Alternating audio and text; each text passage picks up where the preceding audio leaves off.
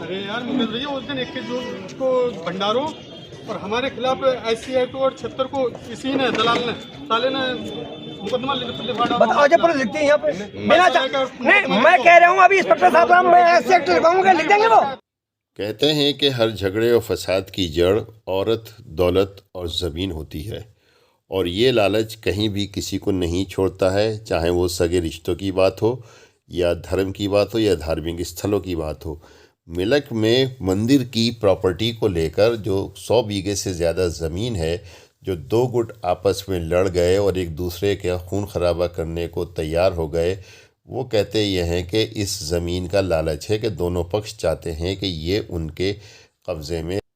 इसी को लेकर वहाँ पर कहासुनी हुई और फिर ये कहासुनी बाद में मारपीट में बदल गई और दोनों पक्ष आपस में भिड़ गए। एक पक्ष साधुओं का है जो इस मंदिर की देखभाल, ज़मीन की देखभाल करता है, और दूसरा पक्ष बजरंग दल और दूसरे अन्य गुटों के बताए गए हैं। बहरहाल दोनों का अपना अपना दावा है, अपने अपनी बातें हैं, और उनका कहना यह है कि यहाँ पर जो है एक दूसरे के ऊपर आरोप लगाए हैं कि वो लोग गलत कर रहे हैं, ज़मीन को हड़पने के फिराक में हैं, और ज़मीन पे 3 साल से क्या कुछ हुआ ये भी नहीं पता चला है। अब देखें ये पूरी रिपोर्ट जो एडिशनल SP के साथ बातचीत हुई। मैं आरिफ खान एक बार फिर क्राइम एक्सपोजर न्यूज़ रूम से आपके सामने नए मुद्दों और ताज़ा खबरों के साथ।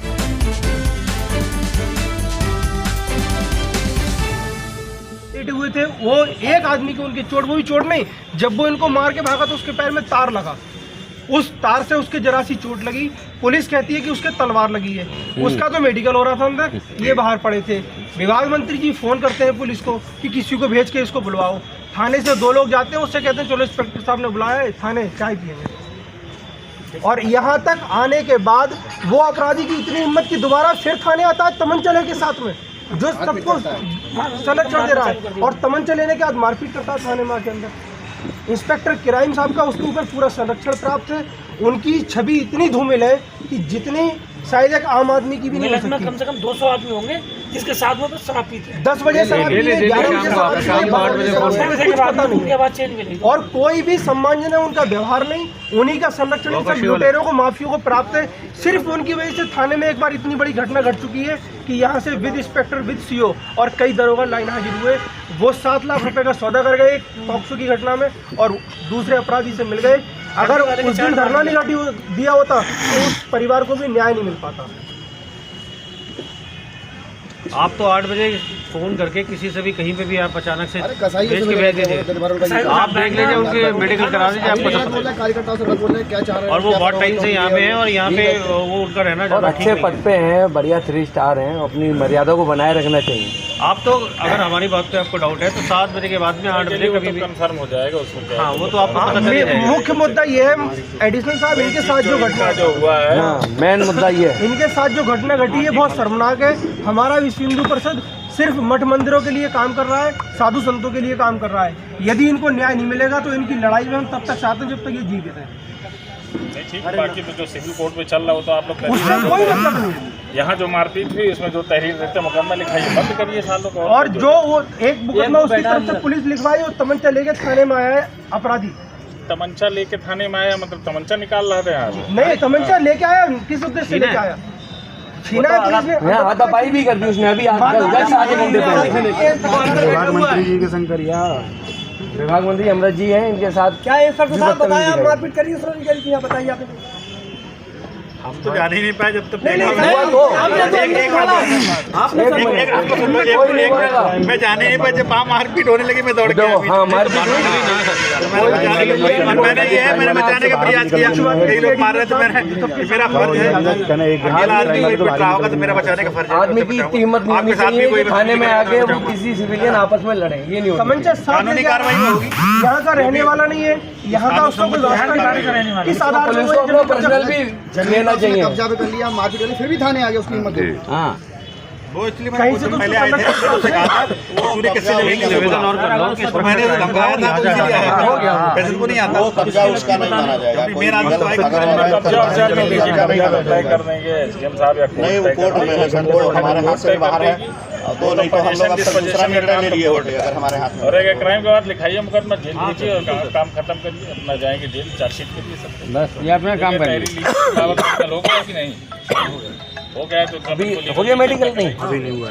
और उनका मेडिकल हुआ वो हम गए थे, वो हमारा और कप्तान साहब का काम है, वो कप्तान साहब उसको देख। ये बात गलत है, देखो हम सारी बातें मानते हैं, मैं कब आप लोग भी अभी टांडा में भी 2-3 दिन पहले घटना हुई, हमने उसमें भी कुछ नहीं करा, बहुत बुरी तरह से उरस में एक हिंदू ने दुकान लगा दी, मुस्लिमों ने वहाँ मारपीट की।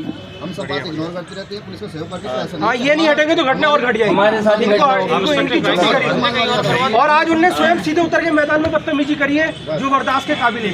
हम किसी क्राइम वाले आदमी के साथ थोड़ी नहीं बैठे, सरकार हमारी व्यक्ति के साथ बैठे से बात कर रहे थे, कभी विभाग संगठन ने हमेशा सपोर्ट किया नहीं, वो कह रहे मैं ठाकुर हूँ, सरकार मेरी ही, हम कौन है, हम मर गए पूरी जिंदगी मर सरकार सबकी है भाई। सरकार मार रहा है, समाजवादी आएगी तो ऐसे अधिकारी में झेले भाई साहब, सपा गवर्नमेंट में भी झेले, अब भी झेले। जेल गए समाजवादी, एक बार उनसे बात कर सरकार लाने के लिए तो गए, विवाद हो गया, बात आज चल रही पता चल गया उनसे साहब ईसाइयों के साथ शरारती है, उसका भी डिस्पोजल हो जाए, तो ये सब चीजें पहले भी बतानी चाहिए। पहले जो एडिशन 6 साल की बच्ची के साथ बलात्कार हुआ तो भाई साहब उससे बहुत गलत तरीके से आपसे पहले जो एडिशनल थे उन्होंने आगे 5 को लगाई और उन्होंने डांटा। इस तरीके से 6 साल की बच्ची से आप ध्यान ले रहे हैं। इनको दौरान मुकदमा उज्जैन पे जाना नहीं ठीक है, नहीं जाना नहीं चाहिए। दूसरे उसके बाद जाने के बाद घटना घटने के बाद उन पर सख्ती क्या हुई? अगर हम लोग नहीं जाते तो 151 होती 100%। पुलिस उनको संरक्षण दे रही थी। उनकी कैसे हिम्मत पड़ गई 4 लोग सुनो एडिशन साहब, इनका तलवार से हमला हुआ, ये मोटा आदमी तलवार से हमला कर देगा और ये टूटा पड़ा किसी को। इसीलिए तो मेडिकल की वजह पता चल जाए उसमें क्या है। तो साहब 3 लोग हैं, उसकी बदमाशी में 7 की तार है, तार लगातार लेके आ जाते हैं। 3 लोग उसके प्रोटोकॉल में थे, 3 लोग जो बदमाशी के साथ 3 ने मारा था, उनके तो खुरेज भी नहीं थी। अरे वो बहुत तगड़ा जवान में समझा क्या इंस्पेक्टर साहब आप इस तरीके की बातें कर रहे हो? अपर साहब ये इलाज इनका अभी करा दो तत्काल, वरना उनको हटवा। आप नहीं एक रिपोर्ट तो इनकी तरफ से लिखवाओ जो इनके आज उनने कानून का उल्लंघन कराया, केस चलते हुए पे वहाँ पहुँचा है। और दूसरा यहाँ पे प्रशासन को उसके ऊपर एक्शन लेना चाहिए कि उन्हें थाने परिसर में आके ये काम क्यों करा। वो तो उसके ऊपर कार्रवाई वो तो होगी मंत्री जी, वो तो होनी ही है, लेकिन क्राइम साहब को भी हटाना अति आवश्यक है, वरना घटना 100% फिर घटेगी। क्योंकि वो इसके ठेकेदार है, जितने गुंडे मवाली, जितने उचक्के कसाई सब उनके संरक्षण में पल रहे हैं। वो इकलौता शख्स है, मुझे कहना नहीं चाहिए, जो 500 रुपए की शराब की बोतल में पूरी मिल्क को बेच। अरे रात को प्राइवेट गाड़ी में देखना तुम क्या होता है यहाँ, रात को प्राइवेट गाड़ी में वो तो इंक्वायरी आपके लिए 5 मिनट का काम है। आप तो शराब पिए हुए हैं, मुंह में से जवाब न लग रहा, कान के वो इनकी कंप्लेंट पाई। ये देखिए प्रदीप जी, इनके पैसे चलाने के लिए 50,000 रुपए ले लिए, कप्तान साहब को 3 बार सिफारिश करी तो पैसे बताइए। कप्तान साहब के कहने पे चोर है वो, इनके 50,000 रुपए काम भी नहीं करा, फिर पैसे आप बात कर लो साहब से कि साहब इनकी छुट्टी करनी पड़ेगी, वरना उसके लिए आप बेफिक्र पहले इनका बाबा का मेडिकल कराओ। दोनों काम एक साथ कर दो साहब। 3/7 क्या नाम है, कब से हैं? एक लंबा अरसा 2-2.5 साल हो। आप तो सर किसी सिविलियन से पूछ लीजिए, पुलिस से पता कर लीजिए, अपने सोर्सेज से पता कर लीजिए, आपको जो हम कह रहे हैं वो सही वो तो पता चल रहा है। है। आपके लिए 5 मिनट ज़्यादा बड़ा काम है।